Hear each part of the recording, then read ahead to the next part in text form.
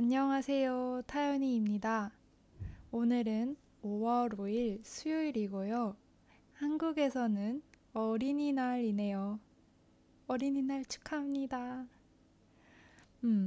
제 팟캐스트를 듣는 분들 중에는 어린이 분들은 없을 것 같지만, 저희 모두 어린 시절을 보내왔으니까 어린이날도 즐겨도 된다고 생각해요. 그쵸? 여러분 모두 잘 지내셨나요? 제가 지난 영상을 올리고 나서 지금 시간이 꽤 흘렀습니다. 사실 저는 그동안 학교 과제를 하느라고 좀 바빴어요. 또 5천 단어 글쓰기 과제를 내고 나서 이제 좀 한숨 돌릴까 싶었는데 바로 새 학기가 빰 시작됐어요. 그런데 이번 과목은 해야 하는 게 다른 그 전 과목들보다 훨씬 더 많은 거예요. 매주 내야 하는 과제가 좀 꽤 있어서 첫 주는 조금 정신없이 보냈고요. 이번 주가 되니까 조금 여유가 생기는 것 같습니다. 그래서 이렇게 여유가 생기자마자 팟캐스트 하나 녹음해야겠다고 생각했어요. 요즘에 제 영상에 너무 감사하게도 댓글을 남겨주시는 분들이 정말 많이 계세요.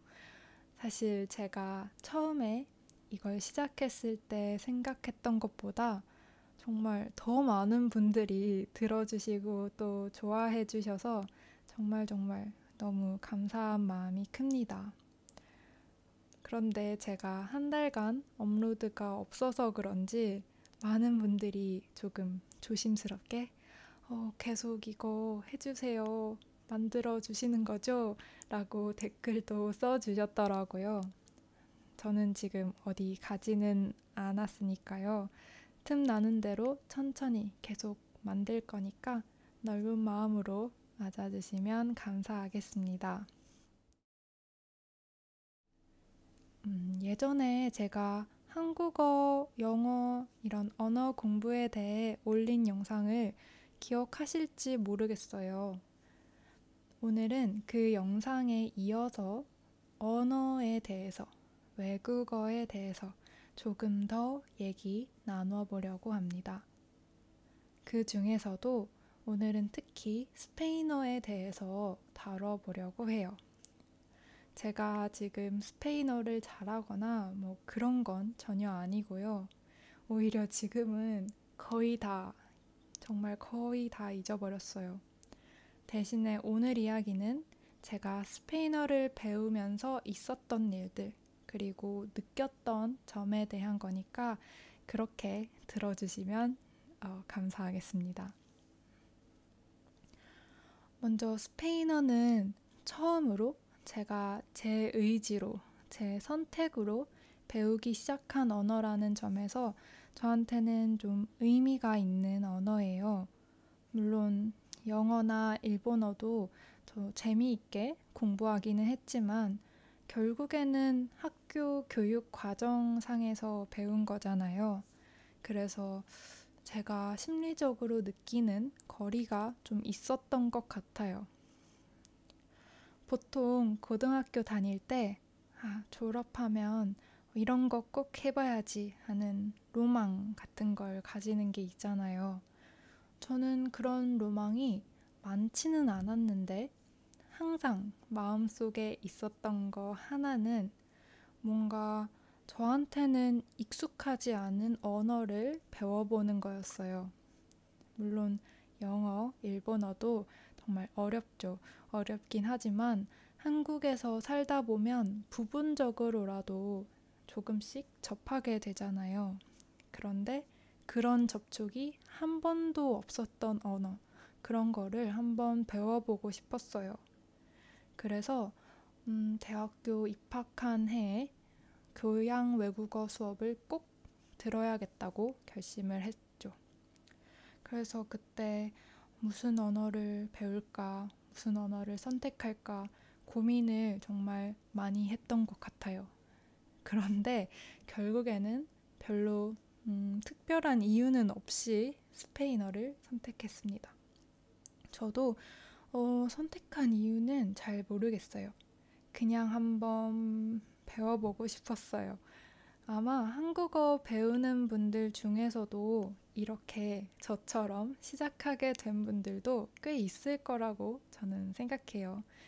약간 끌리는 뭔가가 있는 거죠. 그렇게 초급 스페인어 1, 초급 스페인어 1 강의를 통해 스페인어를 처음 배우기 시작했습니다. 그렇게 초급 스페인어 1을 듣고 다음 학기에는 초급 2, 그 다음 학기에 중급 스페인어 수업까지 학교에서 들었고 여름방학 때 서서문학과에서 여는 여름 캠프에도 참여하고 그렇게 굉장히 꾸준하게 스페인어 공부를 했었어요. 그러고 나서 이 다음에 스페인어를 어떻게 더 공부하는 게 좋을까? 이걸 모르고 있었던 때 스페인에 한 달 동안 가 있었는데요. 그 이야기를 조금 해드릴까 해요. 2014년, 그러니까 벌써 7년 전이에요. 시간 정말 빠르네요. 아무튼 그해 9월, 저는 영국에 교환학생을 오기로 되어 있었는데요. 원래 그 직전 여름에 영국 대학에 있는 서머스쿨을 가려고 했어요. 그래서 저희 학교에서 장학생을 선발하길래 지원을 했는데 똑 떨어지고 말았습니다. 학점이 안 좋았거든요. 그래서 뭘 하는 게 좋으려나 고민하고 있었는데 그때 한국에 교환학생을 온 친구가 스페인어 어학원에 가보는 걸 추천하는 거예요.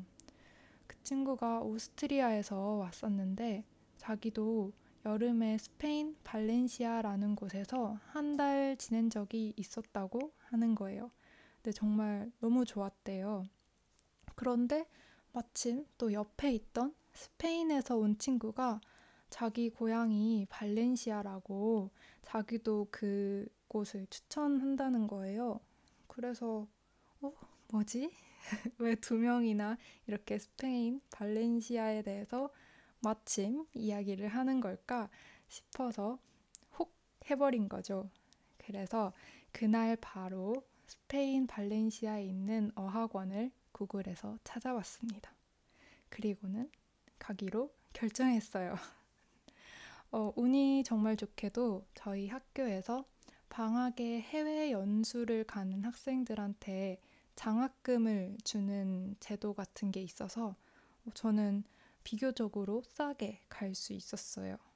그렇게 정말 갑작스럽게 2014년 여름에 스페인 발렌시아에 가게 됩니다.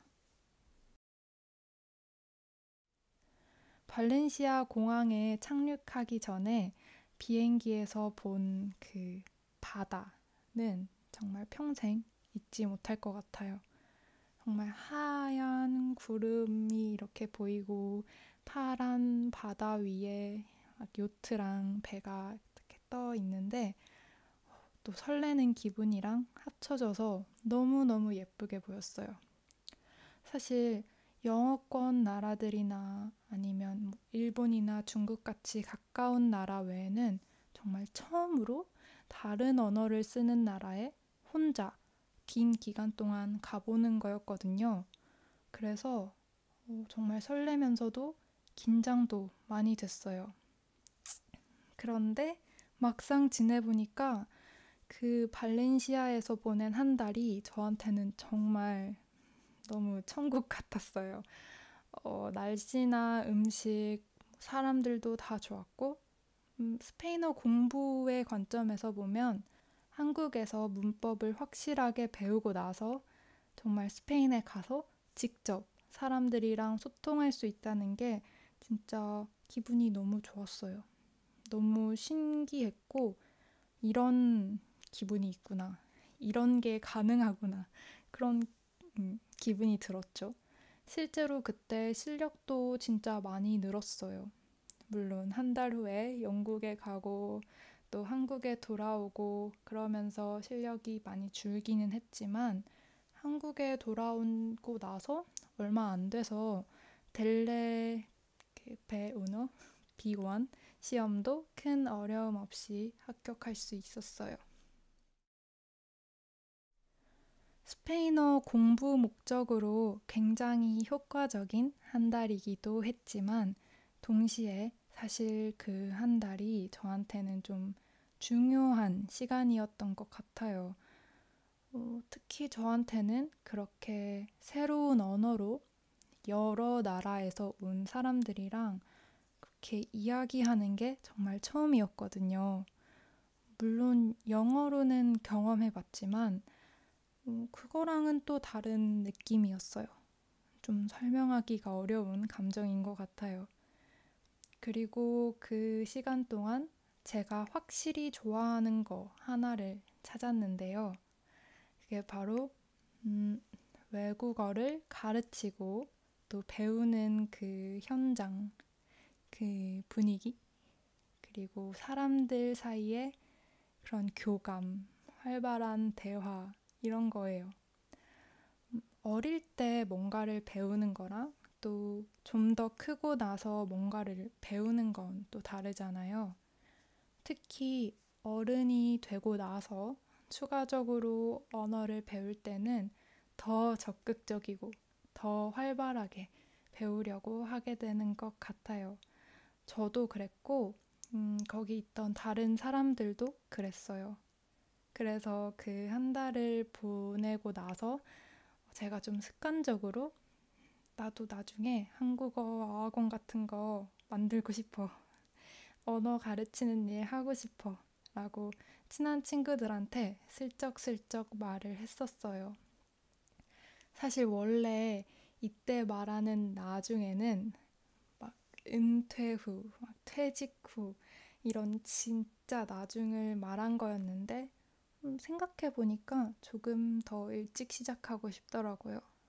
그래서 이렇게 새로운 공부도 하고 일도 하게 됐습니다. 그래서 결론적으로 그때 그 스페인에서의 한 달이 제 인생을 바꿨다고 볼 수도 있겠네요. 오늘은 이렇게 제 언어 공부 이야기는 아니지만 언어를 배우면서 일어났던 일들에 대해 이야기해 봤어요. 이 팟캐스트를 듣고 계시는 분들은 한국어를 배우고 있거나 혹은 그 외의 여러 언어들을 배워봤던 분들일 텐데요. 제 경험이 공감이 되셨는지 궁금해요. 그럼 여러분, 오늘은 이야기가 조금 길어졌는데요. 어, 나중에 또 새로운 이야기로 찾아오겠습니다. 5월은 한국에서 가정의 달이라고 부르는데요. 여러분 모두 가족들과 행복한 한 달 되셨으면 좋겠습니다. 물론 한 달 후에 온다는 건 아니고요. 그보다는 더 일찍 돌아오도록 노력을 해보겠습니다. 그럼 오늘도 들어주셔서 너무너무 감사드리고요. 안녕히 계세요.